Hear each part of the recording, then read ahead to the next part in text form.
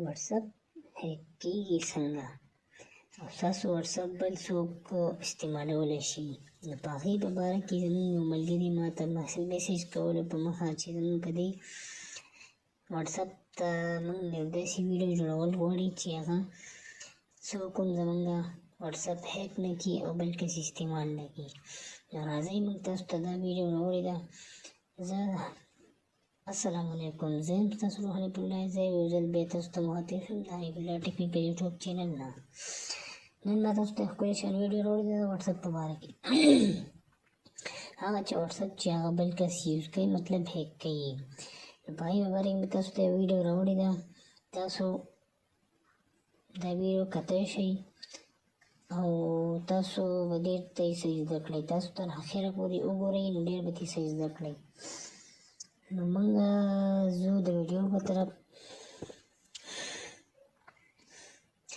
تاسو به راشئ خپل WhatsApp ته.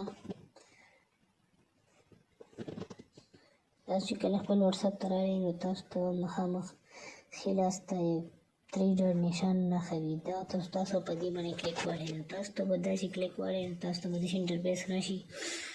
نو بیا به تاسو په سیټینګ باندې کلیک واخلئ. کله چې تاسو په سیټینګ باندې کلیک واخلئ نو تاسو ته به داسې انټرفیس راشي. تاسو به په خپل اکاونټ باندې کلیک واخلئ. خپل اکاونټ چې تاسو کلیک واخیستو تاسو ته بیا داسې انټرفیس راشي 2 سټیپ ویریفیکیشن. کله چې تاسو په 2 سټیپ ویریفیکیشن باندې کلیک واخیستو تاسو ته به داسې انټرفیس راشي. نو تاسو ته به انټرفیس داسې راشي انیبل باندې به تاسو کلیک واخلئ. نو تاسو ته به 2 سټیپ ویریفیکیشن کوډ راشي. نو تاسو کولی شئ دې له کوډ ورکولی شئ.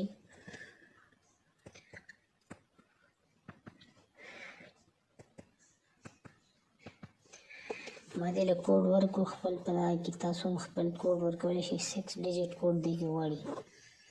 نو دې کې موږ ته وروستو دا هم وایي چې خپل ایمیل پکې هم ورکولی شئ. مطلب ما ایمیل ورنکړو، ما خپل 6 ډیجټ کوډ ورکړو. تاسو ایمیل هم ورکولی شئ. د دې نه پس به موږ بیا اخر داسې انټرفیس موږ ته راشي. موږ به په ډن باندې کلیک واخلو. کله چې موږ په ډن باندې کلیک واخلو نو زموږ WhatsApp چې دی دا سکیور شو، دا بل کس نشي استعمالولی.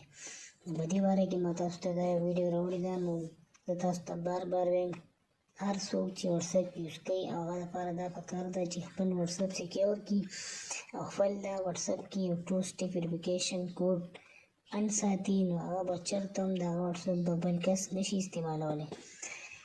نو زموږ ویډیو تر اخره تاسو اخره پورې وګورئ. نو که ستاسو خوښه شوې وي نو خپل ملګرو سره شیر کړئ او زموږ حنیف الله ټیکنیکل یوټیوب چینل سبسکرایب کړئ. نو ډېره مهرباني وي. والسلام.